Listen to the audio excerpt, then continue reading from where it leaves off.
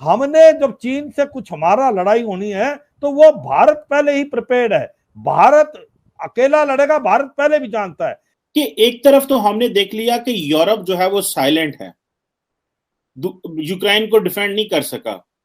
कल को आपकी चीन के साथ, जो इस वक्त चीन जिस तरह पर फड़ा रहा है, वो कभी ताइवान को धमकी दे रहा है, कभी आपके साथ एलओसी पे काम कर रहा है, तो पता तो ये चलता है कि क्वाड तो कोई चीज नहीं है ना। तो आप क्वाड में रह के अमेरिका का साथ दे सकते हैं, और कल आप पे अगर एग्रेशन चीन करता है तो फिर आप क्या करेंगे? क्वाड तो आपकी रहनुमाई और मदद के लिए नहीं आएगा, तो आप क्या करेंगे? क्योंकि आप चाइना को अंडर एस्टिमेट ना करें।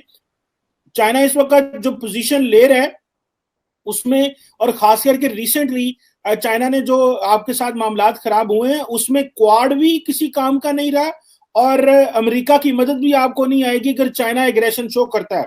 तो इंडियन डिफेंस एस्टैब्लिशमेंट और पॉलिटिकल एस्टैब्लिशमेंट किस हद तक इस चीज से मुतमिन है कि चीन जो है वो भारत पे एग्रेशन नहीं करेगा और इस तरह की कंडीशन नहीं आएगी कि आपको ग्लोबल मदद लेनी पड़ेगी? आप इस बारे में क्या कहेंगे?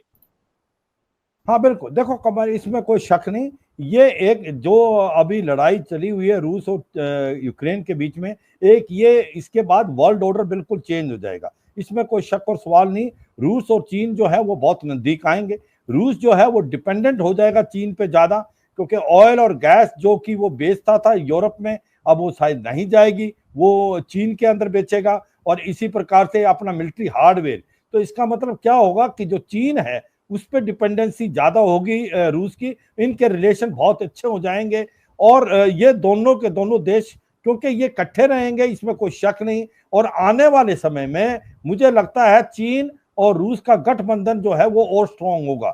मगर हम ये भी सोचना है कि क्योंकि भारत ने एक बहुत ही डिप्लोमेटिकली करेक्ट स्टेप लिया है कि अमेरिका के साथ भी हैं और रूस का भी पक्ष लिया है। न्यूट्रल रहना मतलब कि रूस की तरफ जाना, क्योंकि जो चीन है उसने भी अब्सटेन नहीं किया। तो इसका मतलब हमने एक बड़ा मेच्योर्ड जो मुजाहरा किया है अपनी वोट का, चाहे वो यूएनआरसी में या यूएनजी में या यूएन सिक्योरिटी काउंसिल में। इसको मद्देनजर रखते हुए मुझे लगता है कि भारत के जो रिलेशन रूस के साथ बड़े अच्छे रहेंगे।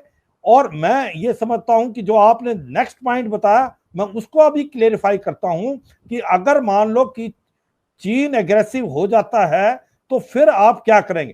पहली बात तो चीन एग्रेसिव हो सकता है, इसमें सच्चाई है कि जब यह बड़ा खतरा पूरे वर्ल्ड में मंडरा रहा है, जब सारा वर्ल्ड देख रहा है कि रूस और यूक्रेन की लड़ाई चली हुई है, कहीं इसका फायदा उठाते चीन कुछ ना कुछ ताइवान में तो नहीं कर देगा? क्या वो ताइवान को हड़पने की कोशिश तो नहीं करेगा? या वो ये देखेगा जो आइलैंड है ताइवान के नजदीक उनको लेने की कोशिश करे? क्योंकि वन चाइना पॉलिसी तो अमेरिका भी मानता है, भारत भी मानता है। तो पहला डर तो वर्ल्ड को ये है। जो दूसरा डर आप बता रहे हैं कि वो हो सकता है कुछ ना कुछ हरकत लद्दाख में भी कर सकता है भारत के अगेंस्ट। मगर कमर, मैं इस चीज को बताना चाहूंगा अपने व्यूअर्स को, हमने जब चीन से कुछ हमारा लड़ाई होनी है तो वो भारत पहले ही प्रिपेयर्ड है। भारत अकेला लड़ेगा, भारत पहले भी जानता है। क्योंकि जो क्वाड है वो एक मिलिट्री अलायंस नहीं है, वो एक इकोनॉमिक अलायंस है। और हमें मालूम है कि अमेरिका जैसा देश और नेटो जो कि यूक्रेन को उकसाते रहे, और जब वक्त आया तो उसके बोला कि हम बूट्स ऑन ग्राउंड नहीं भेजेंगे क्योंकि नेटो का हिस्सा नहीं है यूक्रेन। तो हमें पता है, मगर हमें यह भी मालूम होना चाहिए हमारे व्यूअर्स को भी, और चीन भी समझता है कि भारत एक पुश ओवर नहीं है। भारत के अंदर काबिलियत है, क्षमता है। भारत चीन का मुकाबला बहुत अच्छी तरीके से करेगा, लद्दाख से अरुणाचल प्रदेश। उसमें सबसे इंपॉर्टेंट चीज है कि भारत की जो फौज है वो बैटल हार्डन है, वो ऐसी लड़ाइयां लड़ती रही है, ऐसे इलाकों में रहने की आदत है। और सबसे इंपॉर्टेंट चीज है भारत की वायु शक्ति, उसका एज है चीन के मुकाबले में। क्योंकि जिस प्रकार से हमारे जहाज हैं, Sukhoi 30 MKI, Miraj 2000, MiG 29, Jaguar, फिर उसके बाद अभी रफेल आ गए हैं, और हमारी एयरफील्ड लोअर हाइट पे हैं।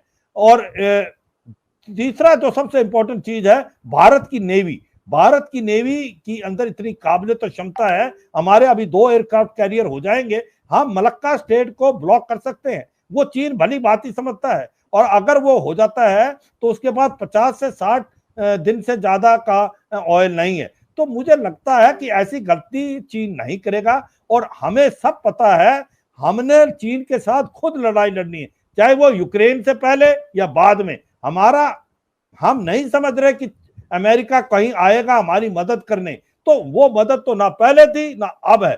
पर भारत की काबिलियत और क्षमता बहुत है, और ये जो प्रेजेंट भारत की गवर्नमेंट है, मोदी गवर्नमेंट, वो एक डायनेमिक है, उसके डिसीजन लेइंग की जो कैपेसिटी है वो बहुत अच्छी है। तो भारत तैयार है, भारत को बिल्कुल परवाह करने की जरूरत नहीं है। अगर भारत कुछ भी चीन हरकत करती है तो हम ईंट का जवाब पत्थर से देंगे। कमर जल साहब, आप बात करें मलाक्का स्ट्रेट को बंद करने की, उसमें सिर्फ चीन का तेल तो नहीं गुजरता, उसमें तो पूरी दुनिया का ऑयल और पता नहीं क्या क्या गुजरता है। खैर वो एक और कंडीशन है। One last question, Narendra Modi साहब एंटी पाकिस्तान बातें तो बहुत करते हैं, जब मौका मिला अमित शाह साहब, डिफेंस मिनिस्टर राजनाथ सिंह साहब, जब उनका दिल करता है एंटी पाकिस्तान, ये चीन के बारे कोई लफ्ज नहीं निकलता इनके मुंह से। मोदी साहब तो चीन के ऊपर बात ही नहीं करते। ये बात तो इंडिया में भी बहुत सारे लोगों ने, एनालिस्ट ने की कि नरेंद्र मोदी चीन को वो बात नहीं करती। क्या वो समझते हैं उनको हिंदी की समझ नहीं आती इसलिए नहीं बोलते?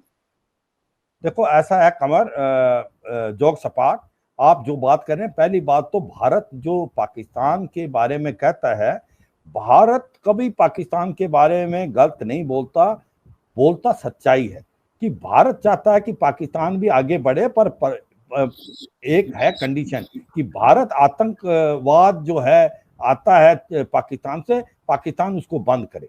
अगर पाकिस्तान आतंकवादियों को भेजना बंद कर दे और ये टेररिज्म को फैलाना बंद कर दे, तो भारत तो बातचीत करने को तैयार है पाकिस्तान से भी। मगर उसको छोड़ते हुए जो आपने पॉइंट बताया, मैं उसको रिस्पोंड करता हूं। मुझे लगता है भारत एक ऐसा देश है जो चीन को अभी उसकी आंखों में आंखें डाल के बोल रहा है, और कई बार हमने उसको पॉइंट आउट किया है कि स्पेशली अभी जिस प्रकार से हमारे एक्सटर्नल अफेयर मिनिस्टर हैं डॉक्टर एस जयशंकर, उसने बारे में बोला कि चीन जैसे एग्रेसिव, और चीन जो है एक प्रकार से इंडो पैसिफिक में नया वर्ल्ड ऑर्डर लाना चाहता है। क्योंकि जो क्वाड के 3 प्रिंसिपल थे कि freedom of navigation, rule based international order, maintaining territorial integrity and sovereignty of all nation including minor island nation, मगर उसको चीन मानता नहीं है। चीन के प्रॉब्लम है सभी से, चाहे वियतनाम से है, चाहे इंडोनेशिया से है, चाहे फिलीपींस से है।